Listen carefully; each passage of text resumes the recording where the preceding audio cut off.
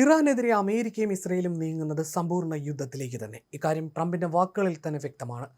ഇറാന്റെ ഭരണകൂടത്തെ ഇല്ലായ്മ ചെയ്യുമെന്നാണ് പുറത്തുവരുന്ന റിപ്പോർട്ടുകൾ. ഇറാൻ ഭരണകൂടത്തിൽ നിന്നുള്ള ഭീഷണി ഇല്ലാതാക്കാൻ വേണ്ടിയാണ് ഇറാനെതിരെ ഇസ്രയേൽ സംയുക്ത ആക്രമണം നടത്തിയതെന്ന് അമേരിക്കൻ പ്രസിഡന്റ് ഡൊണാൾഡ് ട്രംപ് വെളിപ്പെടുത്തി കഴിഞ്ഞു. അമേരിക്കൻ ജനതയ്ക്ക് പ്രതിരോധം തീർക്കലാണ് തങ്ങളുടെ ലക്ഷ്യമെന്ന് ട്രംപ് വീഡിയോയിൽ പറഞ്ഞു. സാമൂഹ്യ മാധ്യമമായ ട്രൂത്ത് സോഷ്യലിൽ പങ്കുവച്ച വീഡിയോയിലാണ് ട്രംപിന്റെ പ്രതികരണം. ആരംഭിച്ചിരിക്കുന്നത് വൻ സൈനിക നടപടിയാണെന്നും ഇറാന്റെ ആണവ നിരായുധീകരണമാണ് തങ്ങളുടെ ലക്ഷ്യമെന്നും ട്രംപ് വീഡിയോ സന്ദേശത്തിൽ പറയുന്നു. കുറച്ചുകാലം മുമ്പ് സൈന്യം ഇറാനിൽ പ്രധാനമായ ഒരു പോരാട്ടം ആരംഭിച്ചു. ഇറാനിയൻ ഭരണകൂടത്തിൽ നിന്നുള്ള ഭീഷണികൾ ഇല്ലാതാക്കിയതായി ട്രംപ് പറഞ്ഞു. ഇറാനെ ആക്രമിക്കുന്ന കാര്യത്തിൽ അന്തിമ തീരുമാനത്തിൽ എത്തിയിരുന്നില്ല എന്നായിരുന്നു വെള്ളിയാഴ്ച ട്രംപ് പറഞ്ഞത്.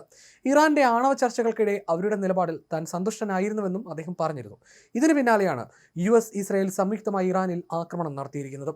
ഇറാന്റെ നാവികസേനയെയും മിസൈൽ കേന്ദ്രങ്ങളെയും തകർക്കും. എസിനെ ലക്ഷ്യമിട്ട് ദീർഘദൂര മിസൈൽ ഇറാൻ നിർമ്മിക്കാൻ ശ്രമിച്ചു. ചെയ്യരുതെന്ന് പലതവണ മുന്നറിയിപ്പ് നൽകി. ഇറാൻ ആണവായുധം സ്വന്തമാക്കില്ലെന്ന് അമേരിക്ക ഉറപ്പുവരുത്തുമെന്നും അദ്ദേഹം കൂട്ടിച്ചേർത്തു. അമേരിക്കൻ സായുധ സേനയുടെ ശക്തി ആരും വെല്ലുവിളിക്കരുതെന്നും ട്രംപ് കൂട്ടിച്ചേർത്തു. ഈ നടപടി അനിവാര്യമായ ഒന്നാണെന്നാണ് അദ്ദേഹം അവകാശപ്പെടുന്നത്.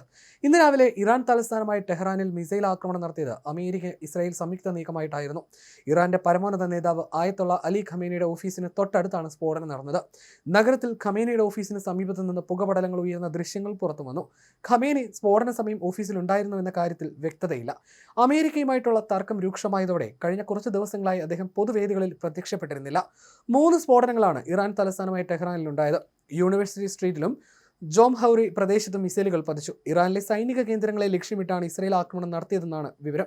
ഇറാന്റെ ആണവ പദ്ധതിയുമായി ബന്ധപ്പെട്ട ചർച്ചകൾക്ക് സമ്മർദ്ദം ചെലുത്താനായി അമേരിക്ക ഈ മേഖലയിൽ വലിയ തോതിൽ യുദ്ധക്കപ്പലുകളും യുദ്ധവിമാനങ്ങളും വിന്യസിച്ചതിന് പിന്നാലെയാണ് ആക്രമണം ഉണ്ടായത്. ഇറാന് മേൽ നടത്തിയത് ഭീഷണികൾ ഒഴിവാക്കാനുള്ള നീക്കമാണെന്ന് ഇസ്രായേൽ പ്രതിരോധ മന്ത്രി ഇസ്രായേൽ കാറ്റ്സ് വിശേഷിപ്പിച്ചു. എന്നാൽ ആക്രമണത്തിന്റെ കൂടുതൽ വിശദാംശങ്ങൾ വെളിപ്പെടുത്താൻ അദ്ദേഹം തയ്യാറായില്ല. ടെഹ്റാനിൽ സ്ഫോടനം നടത്തിയതിന് പിന്നാലെ ഇസ്രായേലിലുടനീളം അപായ സൈറണുകൾ മുഴങ്ങി. ഇറാനിൽ നിന്ന് മിസൈൽ ആക്രമണം ഉണ്ടാകാനുള്ള സാധ്യത മുൻനിർത്തി പൊതുജനങ്ങളോട് ജാഗ്രത പാലിക്കാൻ ഇസ്രായേൽ സൈന്യം നിർദ്ദേശിച്ചു. അടിയന്തരാവസ്ഥ പ്രഖ്യാപിച്ചുകൊണ്ട് ഇസ്രായേൽ വ്യോമപാതയടച്ചു. ഇറാനിൽ ഇസ്രായേൽ ആക്രമണം നടത്തിയതിന് പിന്നാലെ ഇസ്രായേലിലെ ഇന്ത്യൻ പൗരന്മാരോടും അതീവ ജാഗ്രത പാലിക്കണമെന്ന് ഇന്ത്യ നിർദ്ദേശം നൽകി. ഇസ്രായേൽ അധികൃതർ നൽകുന്ന എല്ലാ സുരക്ഷാ നിർദ്ദേശങ്ങളും മാർഗ്ഗനിർദ്ദേശങ്ങളും കൃത്യമായി പാലിക്കണമെന്നും ഈ നിർദ്ദേശത്തിൽ പറയുന്നു. നിശ്ചയിക്കപ്പെട്ടിട്ടുള്ള ഷെൽട്ടറുകളിൽ തന്നെ തുടരാനും താമസ സ്ഥലത്തോ ജോലി സ്ഥലങ്ങൾക്കോ സുരക്ഷിത ഇടങ്ങളിൽ കഴിയണമെന്നും അറിയിപ്പിൽ പറയുന്നു. ഇനി ഒരു അറിയിപ്പ് ഉണ്ടാകും വരെ ഇസ്രായേലിനുള്ളിൽ അത്യാവശ്യമല്ലാത്ത യാത്രകൾ ഒഴിവാക്കണമെന്നുമാണ് നിർദ്ദേശം. നിർദ്ദേശങ്ങൾ അറിയാൻ വെബ്സൈറ്റിലും വിവരങ്ങൾ നൽകിയിട്ടുണ്ട്. പ്രാദേശിക വാർത്തകളും ഔദ്യോഗിക അറിയിപ്പുകളും അടിയന്തര ജാഗ്രതാ നിർദ്ദേശങ്ങളും കൃത്യമായി നിരീക്ഷിക്കണം. അടിയന്തര സാഹചര്യങ്ങളിൽ ഇന്ത്യൻ പൗരന്മാർക്ക് ടെൽ അവീവിലെ ഇന്ത്യൻ എംബസിയുമായി ബന്ധപ്പെടണമെന്നും അറിയിപ്പിൽ പറയുന്നു.